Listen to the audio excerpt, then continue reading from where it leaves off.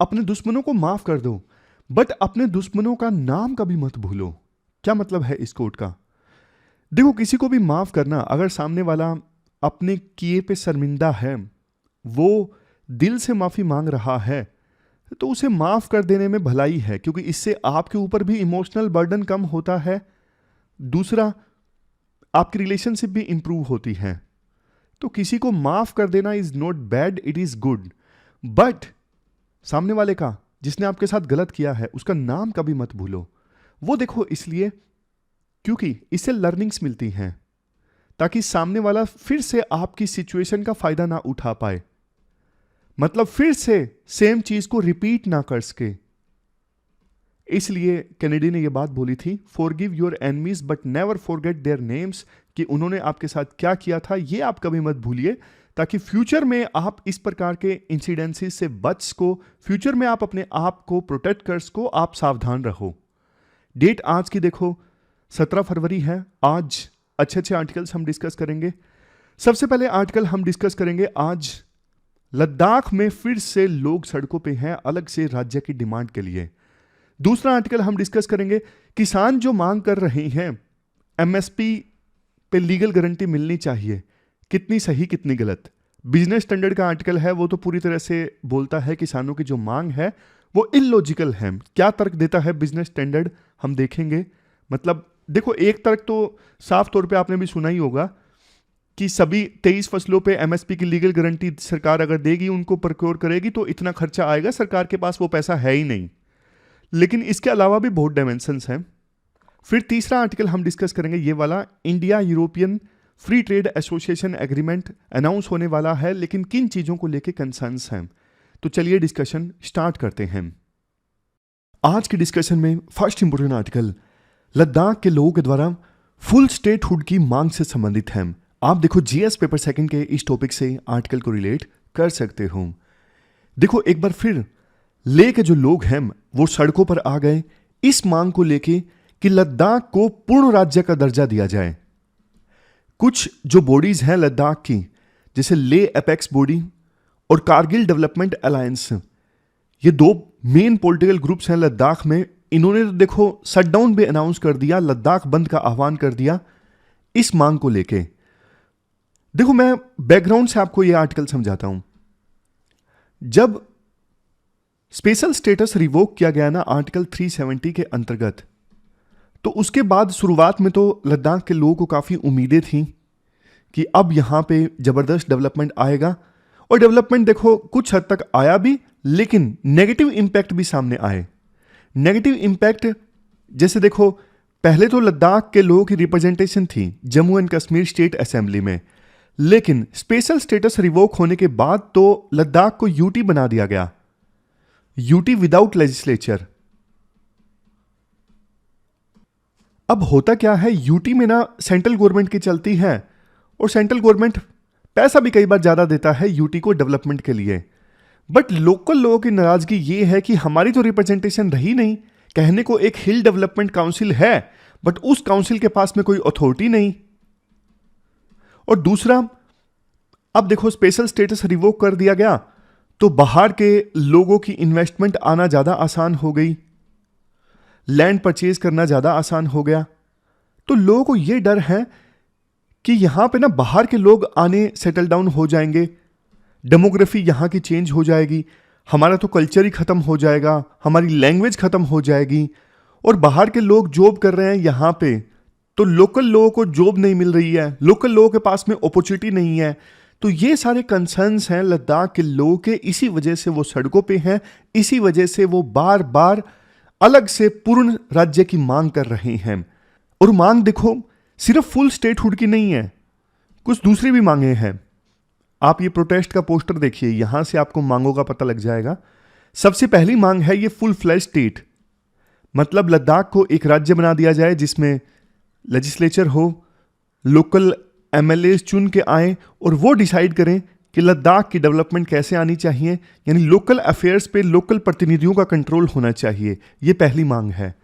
दूसरी मांग, जैसे देखो नॉर्थ ईस्ट में काफ़ी सारे रीजन्स में 6 शेड्यूल लागू है। 6 शेड्यूल का दर्जा मिलने से ना ऑटोनमी काफ़ी ज़्यादा मिल जाती है, ऑटोनोमस डिस्ट्रिक्ट काउंसिल्स बनती हैं, फिर लोकल कल्चर को, लोकल लैंग्वेज को सहेज के रखना ज़्यादा आसान हो जाता है क्योंकि ज़्यादा पावर मिल जाती है।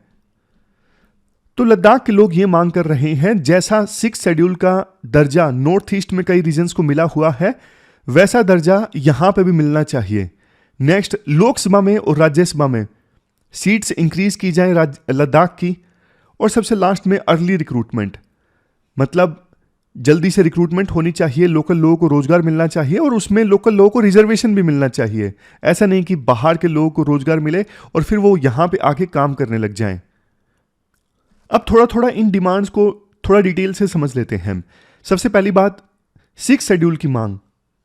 देखो, लद्दाख में ज़्यादातर जो पॉपुलेशन है ना, बुद्धिस्ट हैं, अलग से उनकी कल्चरल और लिंग्विस्टिक आइडेंटिटी है, मतलब अलग भाषा वो बोलते हैं, अलग उनका कल्चर है। और ना यहाँ पे इकोसिस्टम भी काफ़ी ज़्यादा कमज़ोर है, पहाड़ वगैरह हैं, तो रिसोर्सेज काफ़ी ज़्यादा खतरे में रहते हैं, बहुत ज़्यादा डेवलपमेंट आ रही है और टूरिज्म एकदम से काफ़ी ज़्यादा बढ़ रहा है। तो ना लोगों को डर है कि यार हमारी जो यूनिक आइडेंटिटी है ना वो ख़त्म हो जाएगी बिल्कुल ही। जिस प्रकार से लोग यहाँ पे आ रहे हैं टूरिज्म के लिए भी और सेटल डाउन हो रहे हैं, बाहर के लोग अपने होटल्स रिसोर्ट्स खोल रहे हैं, तो हमारी तो आइडेंटिटी पूरी तरह से ख़त्म हो जाएगी। 6 शेड्यूल अगर हमें मिलेगा तो हमें ज़्यादा कंट्रोल मिलेगा, लैंड के ऊपर राइट्स मिलेंगे, अपने नेचुरल रिसोर्सेज पे कंट्रोल मिलेगा। तो इन सब राइट्स की वजह से, ये सारी ऑटोनॉमी की वजह से हम एक्सटर्नल इंटरफेरेंस को कंट्रोल कर सकते हैं और लोकल आइडेंटिटी को, लोकल एरिया को सहेज सकते हैं, कंजर्व कर सकते हैं। नेक्स्ट पॉइंट, अभी देखो लद्दाख की ना 1 सीट है लोकसभा में, तो ना बॉडीज जो यहाँ की सिविल सोसाइटी वाली बॉडीज है ना, वो मांग कर रही हैं कि कम से कम 2 लोकसभा की सीट्स होनी चाहिए, एक कारगिल की अलग से सीट होनी चाहिए और लेह की अलग से सीट होनी चाहिए। तो लोकसभा में सीट्स की संख्या इंक्रीज की जाए और राज्यसभा में भी। Next, job reservation for locals. इनका कहना है लोगों का यहाँ पे कि लद्दाखी लोगों ने ना हिस्टोरिकली काफ़ी डिस्क्रिमिनेशन फेस किया है एजुकेशन में भी और एम्प्लॉयमेंट में भी। तो उसकी भरपाई करने के लिए अभी एक सॉल्यूशन है कि लोकल लोगों को जॉब्स में रिजर्वेशन दिया जाए, इससे इक्वालिटी आएगी और लोकल जो इकोनॉमी है वो भी बूस्ट होगी। क्योंकि अभी बाहर के लोग काम करते हैं, वो तो देखो सैलरी अपनी लद्दाख में ज़्यादा खर्च नहीं करते, लोकल लोगों को रोजगार मिलेगा तो वो अपनी सैलरी वहीं पे खर्च करेंगे, तो लोकल इकोनॉमी इससे बूस्ट होगी। अब देखो एक चीज़, ऐसा नहीं है कि लद्दाख के लोगों के द्वारा ये जो मांग की जा रही है वो नई है। इससे पहले भी पिछले कम से कम 2 सालों से ये मांग लगातार लद्दाख के लोगों के द्वारा की जा रही है और सेंट्रल गवर्नमेंट ने एक हाई पावर कमेटी भी गठित की थी इस इशू पर डिस्कशन करने के लिए, इस इशू पर रिकमेंडेशंस देने के लिए। लेकिन देखो खास बात तो ये है, सेंट्रल गवर्नमेंट की ज़्यादा इच्छा नहीं है लद्दाख को फुल स्टेटहुड देने की, क्योंकि लद्दाख की जो लोकेशन है ना काफ़ी ज़्यादा स्ट्रेटेजिक है। एक तरफ वेस्ट में कारगिल की तरफ से पाकिस्तान के साथ बॉर्डर लगता है और ऊपर चाइना के साथ बॉर्डर लगता है, तो लोकेशन काफ़ी ज़्यादा स्ट्रेटेजिक है। सेंट्रल गवर्नमेंट मेन चीज़ों को अपने पास रखना चाहेगी ताकि बॉर्डर पर सुरक्षा की जा सके। तो मतलब फुल स्टेटहुड तो मिलेगा नहीं, लेकिन देखो बाकी जो डिमांड्स हैं उन पे कुछ ना कुछ बीच का सॉल्यूशन निकाला जा सकता है। जैसे 6 शेड्यूल मांगने के पीछे लॉजिक क्या है? लॉजिक यही है ना कि लद्दाख का कल्चर खतरे में है, लद्दाख की लिंग्विस्टिक आइडेंटिटी खतरे में है, फ्रेजाइल इकोसिस्टम है। तो यहाँ पे इन सब चीज़ों को प्रोटेक्ट करने के लिए ना कोई कॉन्स्टिट्यूशनल सेफगार्ड लगाया जा सकता है, कोई ना कोई कॉन्स्टिट्यूशनल प्रोविजन किया जा सकता है। ये चीज़ संभव है, वो चाहे देखो 6 शेड्यूल के माध्यम से हो या फिर स्पेशल प्रोविजन करने के माध्यम से हो। फिर नेक्स्ट चीज़, जॉब्स में रिजर्वेशन। इस इशू पर देखो पहले तो फैक्ट्स पे बात होनी चाहिए कि अभी लद्दाख में कितनी जॉब्स हैं, गवर्नमेंट जॉब्स कितनी हैं और कितने लोकल लोग काम कर रहे हैं, कितने बाहर के लोग काम कर रहे हैं। पहली प्रायोरिटी तो देखो यही होनी चाहिए कि लद्दाख के जो लोग हैं उनको क्वालिटी एजुकेशन मिले, वो भी बढ़िया से कॉम्पीट कर सकें यहाँ पर जॉब्स के लिए। लेकिन अगर देखो इस चीज़ में समय लगेगा तो फिर रिजर्वेशन का जो आइडिया है वो कंसिडर किया जा सकता है किसी अलग वे में, कि मतलब सेंट्रल गवर्नमेंट ये प्रोविज़न ना करके किसी दूसरे तरीके से इस प्रोविज़न को इम्प्लीमेंट किया जाए। क्योंकि देखो, अगर सेंट्रल गवर्नमेंट रिजर्वेशन इस प्रकार से देने लगी तो आज लद्दाख डिमांड कर रहा है, कल को north east, south India, waste India, अलग अलग एरिया से ऐसी डिमांड आने लगेगी। इनसे फिर देश का इंटीग्रेशन खतरे में आता है। और लास्ट में एक चीज जो हम बोल रहे थे कि ज्यादा टूरिज्म की वजह से यहां पे खतरा है, इकोसिस्टम काफी कमजोर है। तो ना, जैसे देखो एक टर्म है सस्टेनेबल डेवलपमेंट, कि डेवलपमेंट इस प्रकार से आना चाहिए कि आने वाली जो जनरेशन है ना, उनके इंटरेस्ट कॉम्प्रोमाइज ना हो। उसी प्रकार से एक टर्म है सस्टेनेबल टूरिज्म। सस्टेनेबल टूरिज्म का मतलब यह है कि टूरिज्म देखो इस प्रकार से ना हो कि कुछ ही सालों के लिए टूरिज्म चले और बाद में तो लद्दाख का इतना बुरा हाल हो जाए कि फ्यूचर जनरेशंस के लिए यहां पे टूरिज्म बचे ही ना। समझे? तो मतलब कैरिंग कैपेसिटी देखना जरूरी है, कितने लोग आसानी से झेल सकता है लद्दाख एक साल में, फिर उसी के हिसाब से टूरिज्म को यहां पे रेगुलेट किया जाए। वर्ल्ड में देखो कई सारे देश ऐसे हैं जो अब ना अलग से टूरिज्म टैक्स लगाते हैं और उस टैक्स का जो पैसा है वो लोकल इन्वायरमेंट के ऊपर खर्च करते हैं। जैसे भूटान जो है, भूटान टूरिस्ट से पैसे लेता है जो भी घूमने आते हैं। बाली इंडोनेशिया में ये भी अलग से अब टैक्स लेने लगे हैं टूरिस्ट से। और जो टूरिस्ट से पैसा इकट्ठा किया जाता है ना, फिर वो लोकल इन्वायरमेंट पे खर्च किया जाता है ताकि उसको नष्ट होने से बचाया जा सके। तो इस प्रकार के इनोवेटिव सॉल्यूशन पे भी काम किया जा सकता है। तो ये पूरा आर्टिकल हमने डिस्कस किया लद्दाख के लोगों के द्वारा जो पूर्ण राज्य की मांग की जा रही है इस इशू से संबंधित। चलते हैं आगे। इसके बाद देखो next article, India European free trade association के साथ में जो एग्रीमेंट नेगोशिएट कर रहा है उससे संबंधित है। आप देखो जीएस पेपर सेकंड के इस टॉपिक से आर्टिकल को रिलेट कर सकते हो।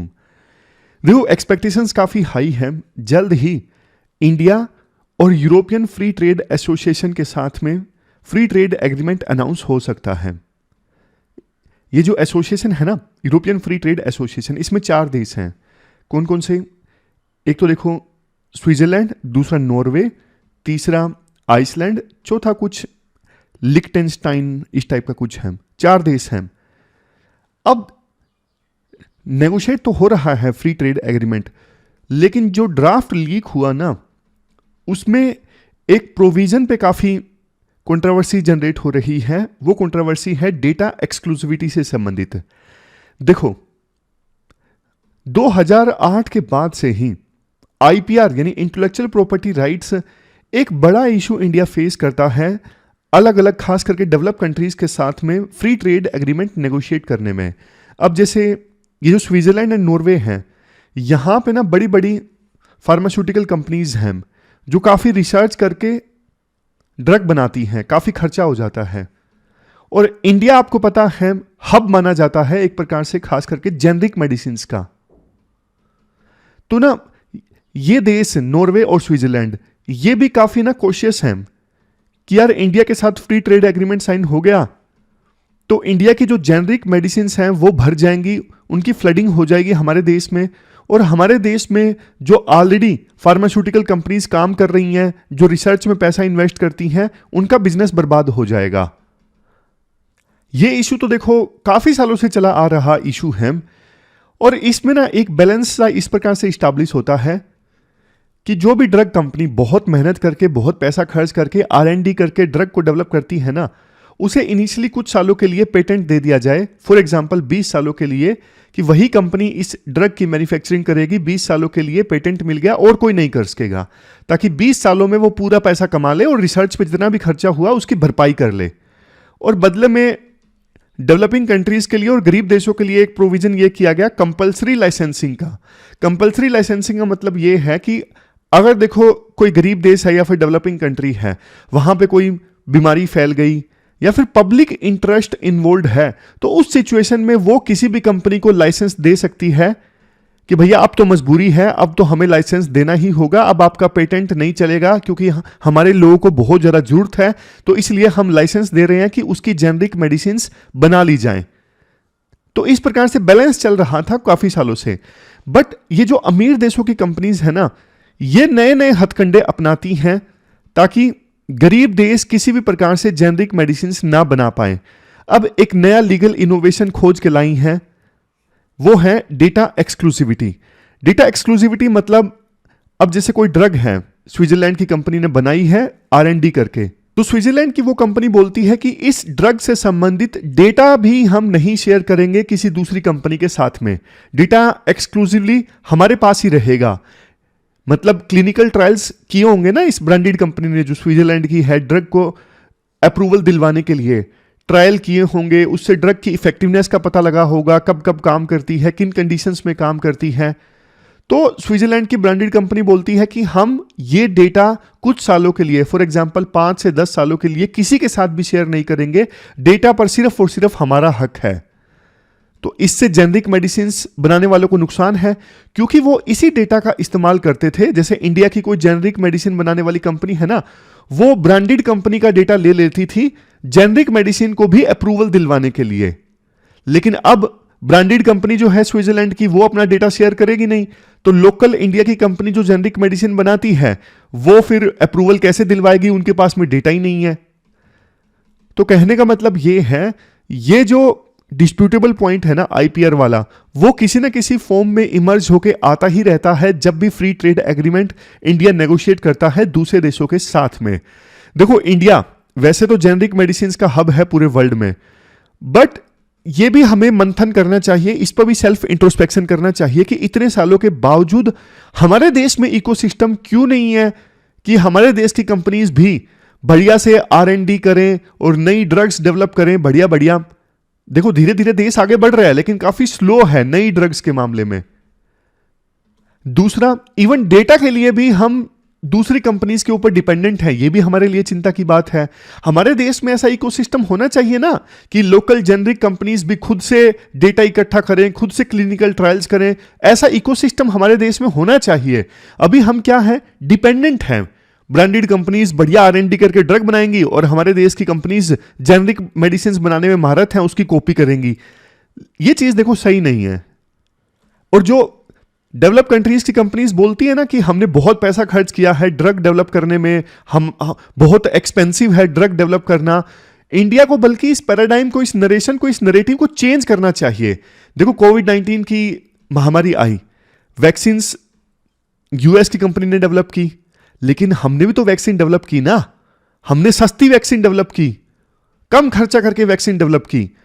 तो हमें बल्कि ये नरेटिव ही चेंज कर देना चाहिए कि नई ड्रग्स बनाना महंगा है, हमें इस पे ध्यान देना चाहिए, सरकार को इन्वेस्ट करना चाहिए ताकि फंडामेंटल रिसर्च जो है हमारे देश में वो ज्यादा अच्छे से हो और लोकल जो ड्रग इंडस्ट्री है वो और ज्यादा प्रोस्पर हो फ्यूचर में। तो ये पूरा आर्टिकल हमने डिस्कस किया, चलते हैं आगे। इसके बाद देखो, बिजनेस स्टैंडर्ड का आर्टिकल है फार्मर्स की डिमांड से संबंधित। अभी देखो, जैसे कि आपको पता है, फार्मर्स जो हैं खास करके पंजाब से, वो दिल्ली में आने की कोशिश कर रहे हैं। हरियाणा पंजाब बॉर्डर पर फिलहाल उनको रोका गया है और सेंट्रल गवर्नमेंट से फार्मर ऑर्गेनाइजेशंस की बात चल रही है। फार्मर की मुख्य डिमांड्स क्या हैं? डिमांड्स देखो इस प्रकार से हैं। Legal guarantee for minimum support price, इसको अभी हम थोड़ा डिटेल से जानेंगे। एमएसपी के लिए अलग से कानून बनाना ताकि सरकार की ऑब्लिगेशन हो एमएसपी पे फसलों को परचेज करना। Next, implementation of Swaminathan committee report, loan माफी, पेंशन 60 से अधिक उम्र के किसानों को, doubling the number of work days under MNREGA. अभी 100 दिनों के लिए कंपलसरी काम मिलता है, 200 दिनों के लिए काम मिलना चाहिए और ज्यादा वेतन मिलना चाहिए। और इंडिया WTO का हिस्सा ना बने, WTO से बाहर आ जाए। देखो, जो बिजनेस स्टैंडर्ड न्यूज़पेपर है ना, इस न्यूज़पेपर का व्यू सीधा सीधा ये है कि किसानों की ज्यादातर जो मांगे हैं ना वो इकोनॉमिकली इलॉजिकल है। मतलब इकोनॉमिक रैशनल से देखें तो लॉजिकल नहीं है। जैसे सबसे पहली चीज देखिए, लीगल गारंटी फॉर एमएसपी।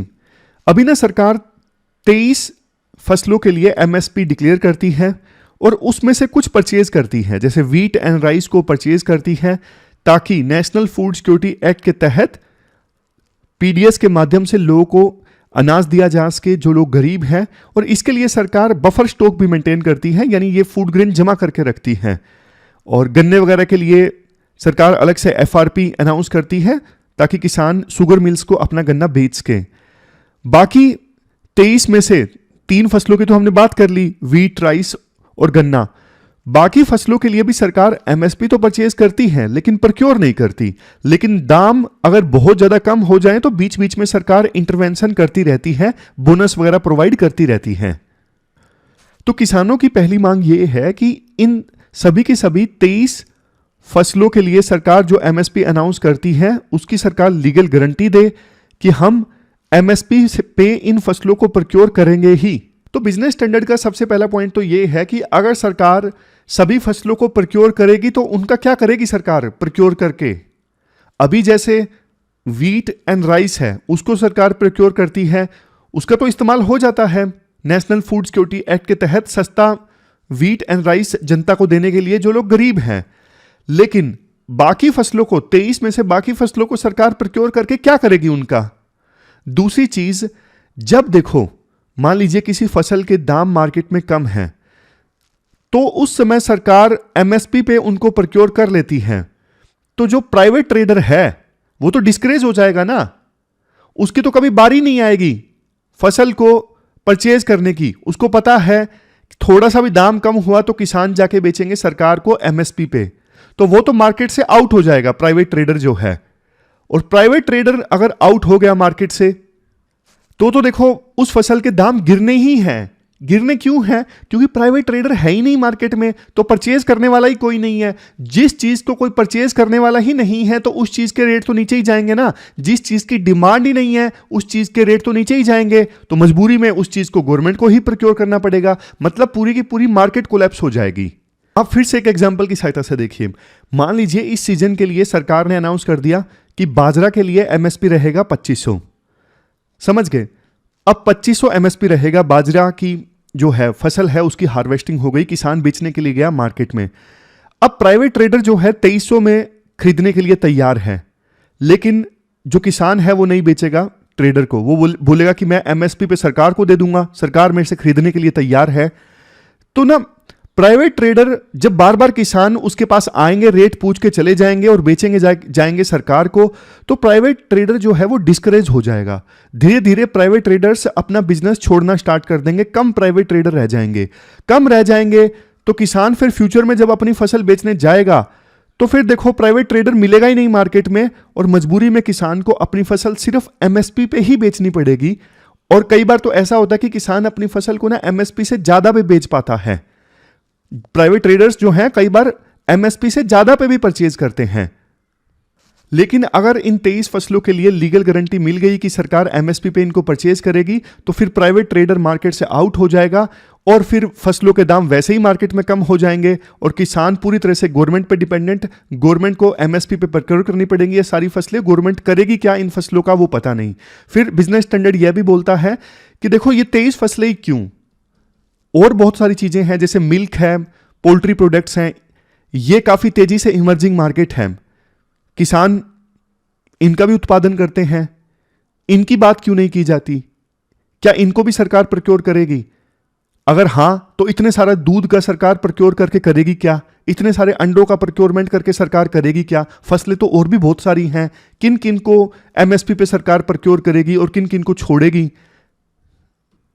फिर अगला पॉइंट बिजनेस स्टैंडर्ड के द्वारा यह दिया जाता है कि देखो अशोक गुलाटी ने रिसर्च की थी, 2018-19 का डेटा है कि 2018-19 में सिर्फ 8.8% एग्रीकल्चर हाउस होल्ड्स ने अपनी फसलें बेची थी एमएसपी पे गवर्नमेंट एजेंसीज को।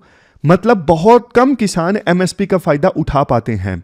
एमएसपी की मुख्य डिमांड है कि सरकार एमएसपी पे लीगल गारंटी दे, लेकिन देश में सिर्फ 8.8% किसान ही एग्रीकल्चर एजेंसीज सरकार को अपनी फसल बेच पाए थे 2018-19 में। लास्ट में यह बोला जाता है बिजनेस स्टैंडर्ड के द्वारा, देखो यह बात बिल्कुल सच है, क्लाइमेट चेंज हो रहा है और एग्रीकल्चर सेक्टर में इनकम पहले जितनी नहीं है और क्लाइमेट चेंज की वजह से किसानों की इनकम पर बुरा प्रभाव पड़ा है और किसानों की सिचुएशन जो है वो उतनी अच्छी नहीं है। ये सारी बातें सच हैं, किसानों को राहत पहुंचाना भी जरूरी है, लेकिन डिबेट इस बात पे है कि उनको कैसे राहत पहुंचाई जाए, उनका कैसे फायदा पहुंचाया जाए, इस बात पे डिबेट है। उनको फायदा पहुंचाना है, उनकी सिचुएशन इंप्रूव करनी है, इसमें तो कोई डाउट है ही नहीं। कुछ सॉल्यूशंस जो बिजनेस स्टैंडर्ड के द्वारा दिए जाते हैं वो इस प्रकार से हैं। सबसे पहले तो देखो पंजाब और हरियाणा में ना पैडी की खेती होती है जो अक्सर हम डिस्कस करते हैं, नहीं होनी चाहिए। वाटर इंटेंसिव क्रॉप है, ग्राउंड वाटर का लेवल बहुत नीचे जा रहा है पंजाब हरियाणा में पैडी की खेती की वजह से। दूसरे क्रॉप्स को यहां पे उगाना चाहिए। दूसरा, सरकार को ना कुछ फंडामेंटल रिफॉर्म्स लाने चाहिए एग्रीकल्चर में, जैसे कि एक्सपोर्ट पे बैन लगा देती है सरकार कई बारी। अब किसानों का ना वही तो टाइम होता है दूसरे देशों को अपनी फसलें बेचने का, जहां पे महंगी बिक रही हैं फसलें। जैसे वीट इंटरनेशनल मार्केट में काफी महंगा बिक रहा था, सरकार ने बैन लगा दिया। अब सरकार के अपने कंसर्न्स हैं कि देश में कमी हो जाएगी वीट की, लेकिन सरकार ना इस चीज में जब किसानों के फायदे की बात आती है तो एक बैलेंस स्टैब्लिश करे फार्मर्स और कंज्यूमर्स के बीच में। अभी सरकार कैश ट्रांसफर कर रही है किसानों को 6,000, उसे इन्फ्लेशन से लिंक कर देना चाहिए, थोड़ा और एडजस्ट कर देना चाहिए ताकि इसकी इफेक्टिवनेस इंप्रूव की जा सके। इसके अलावा सरकार प्राइस स्टेबलाइजेशन के मैकेनिज्म पे भी काम कर सकती है। मतलब जब देखो किसी फसल के दाम बहुत कम हो जाए ना, तो वहां पे सरकार फिर इंटरवेंशन करे और प्राइसेस को अप करके आए, लेकिन एक निश्चित मैकेनिज्म हो इसके लिए ताकि किसानों को डिस्ट्रेस सेलिंग ना करनी पड़े। तो ये कुछ फंडामेंटल पॉइंट्स राइटर के द्वारा दिए जाते हैं। तो ये हमने पूरा आर्टिकल समझा, चलते हैं आगे। क्वेश्चंस देख लीजिए जो आज आपको अटेम्प्ट करने हैं। 3 क्वेश्चंस अटेम्प्ट करने हैं, लीगल एमएसपी गारंटी से संबंधित, लद्दाख से संबंधित और ये शेड्यूल्ड ट्राइब से संबंधित। ये 2016 में यूपीएससी ने पूछा था। pwonlyas.com पे जाके आप इन तीनों क्वेश्चंस को अटेम्प्ट कर सकते हो। फिर 2 प्री के क्वेश्चंस हैं जो यूपीएससी ने पूछे थे। ये देखो 2012 में पूछा था कि एजुकेशन की बात संविधान में कहाँ कहाँ की गई है, कौन से शेड्यूल में, डीपीएसपी में, rural and urban local bodies में। और ये वाला एमएसपी से संबंधित है, ध्यान से पढ़िए। ये 2020 में पूछा था और क्वेश्चन का आंसर सोचिए। देखो इस क्वेश्चन का आंसर है डी। हर जगह एजुकेशन की बात कही गई है, कुछ ना कुछ लेना देना है एजुकेशन से इन सभी एरियाज में। और एमएसपी से संबंधित इस क्वेश्चन का आंसर है 4 neither 1 nor 2। तो ये थी हमारी आज की डिस्कशन। फिलहाल इस डिस्कशन में इतना ही है। मंडे को मिलते हैं फिर से एक नई एनर्जेटिक डिस्कशन के साथ। तब तक आप अपना ख्याल रखिए। Thank you very much for discussion.